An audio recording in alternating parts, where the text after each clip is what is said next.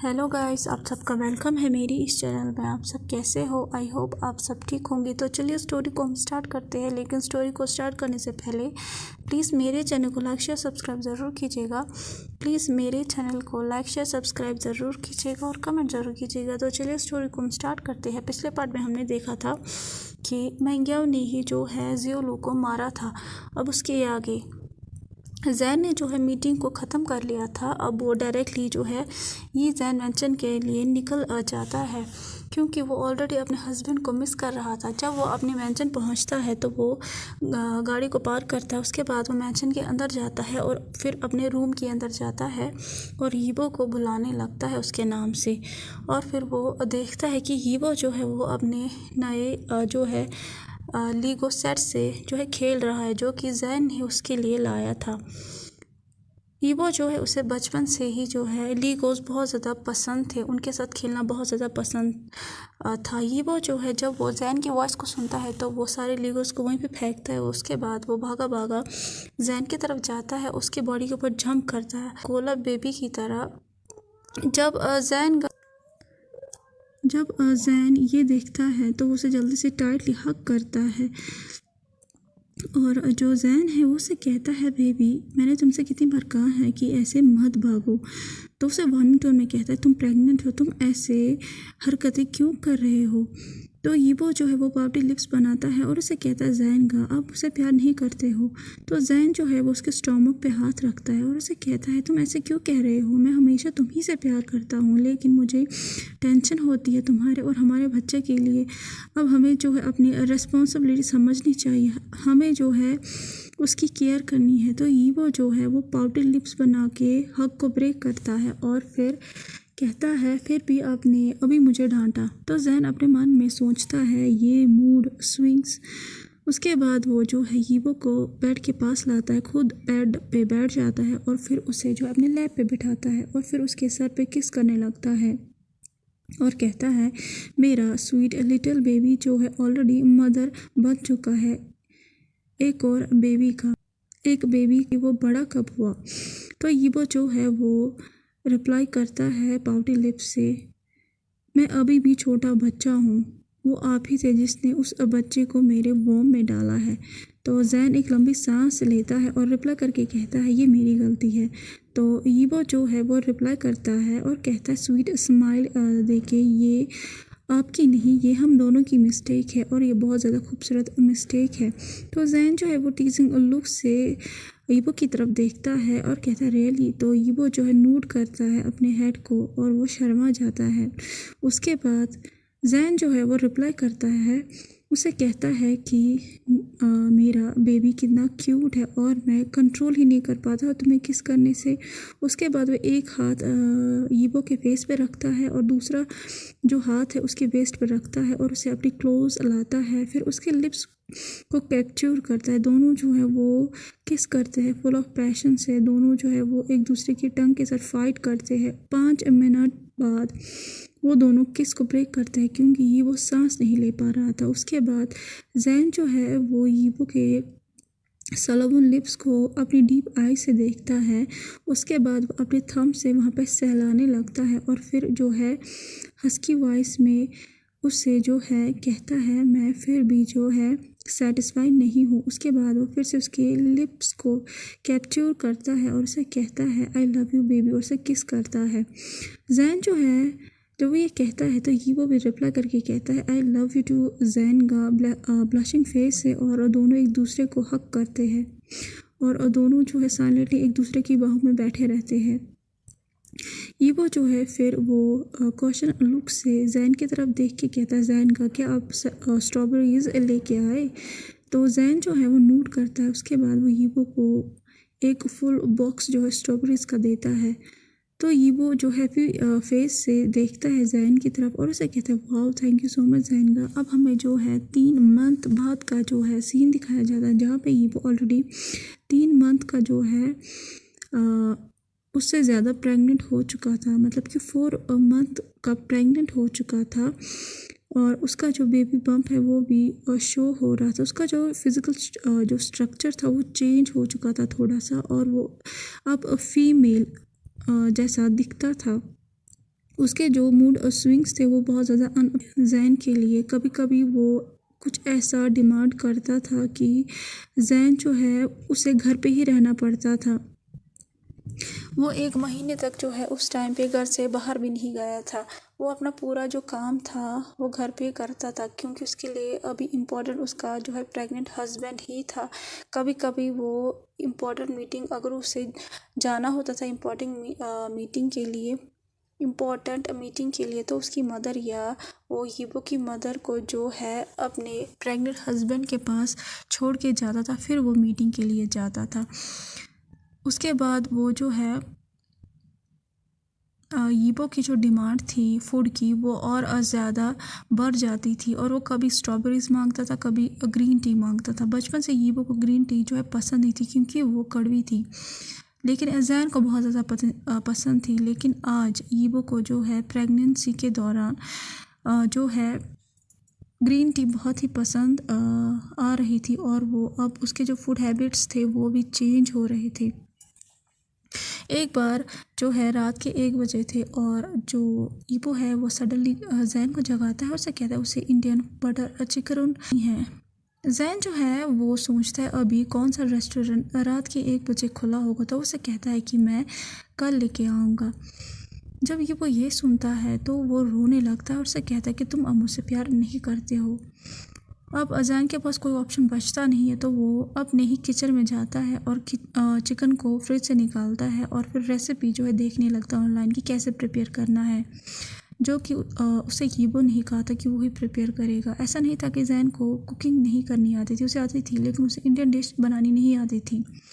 उसके बाद वो 2 घंटे बाद प्रिपेयर कर चुका था, और वो अब जो है यीबो के पास लाता है उसे दिखाने के लिए, उसे खिलाने के लिए।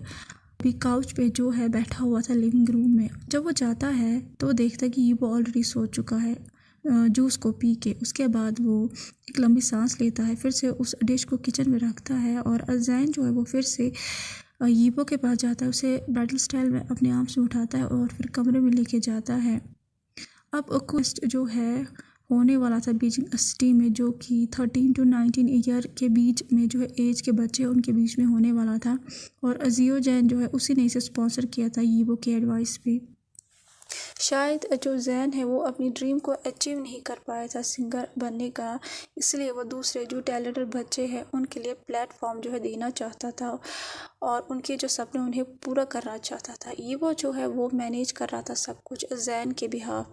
इवन जो है वो काम कर रहा था मैनेजर के तौर पे, और जैन ने जो है जब अपने दोस्तों को कहा था कि वो क्या करने वाला है तो सब लोग खुश हो गए थे।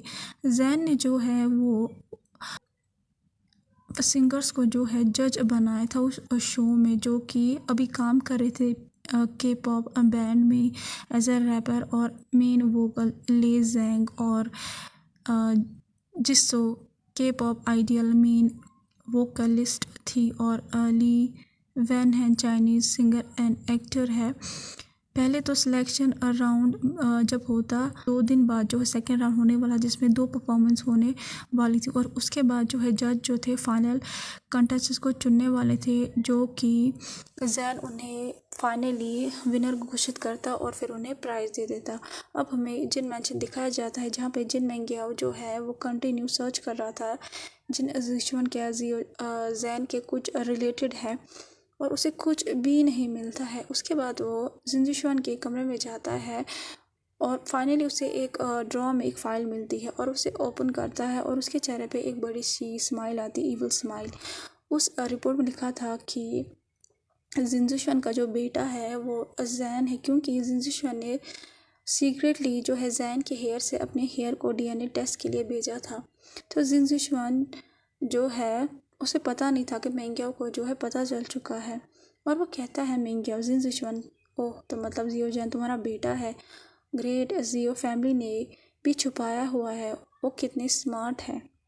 मैंने कभी नहीं सोचा था कि वो उसकी आइडेंटिटी को ऐसे छुपाएंगे, अब तो मुझे पता चला है ना।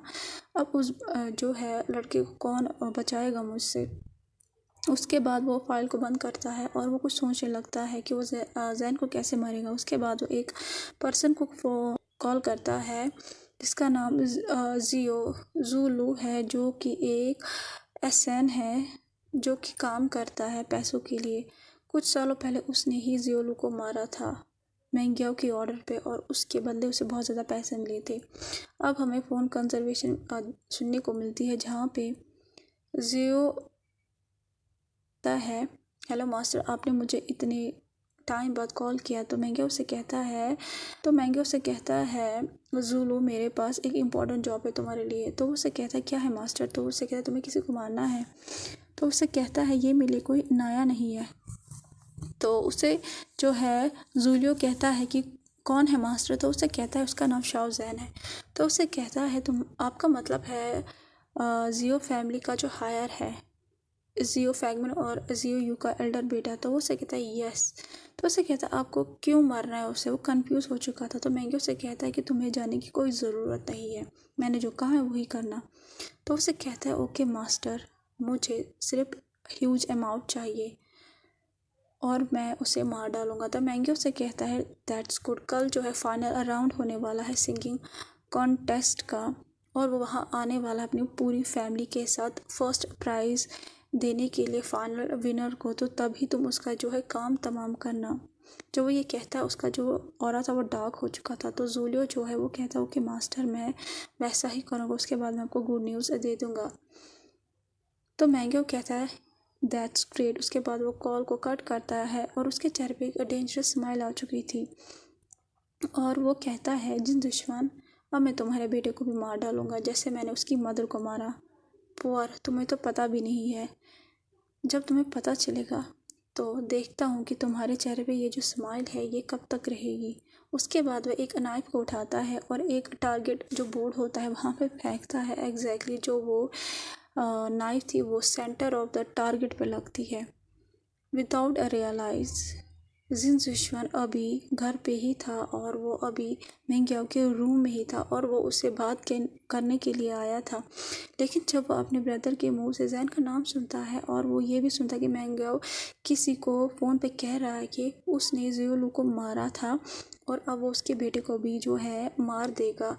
जब वो ये सुनता है तो उसकी आंखों से आंसू आने लगते हैं और वो टाइट अपनी जो है चेस्ट को पकड़ता है। उसे जो है सफोकेशन महसूस हो रही थी। उसे कभी यकीन नहीं हो रहा था कि उसके यंगर ब्रदर ने यही किया है उसके साथ। उसने उसे बैक स्टेप किया जिससे वो बहुत ज़्यादा प्यार करता था।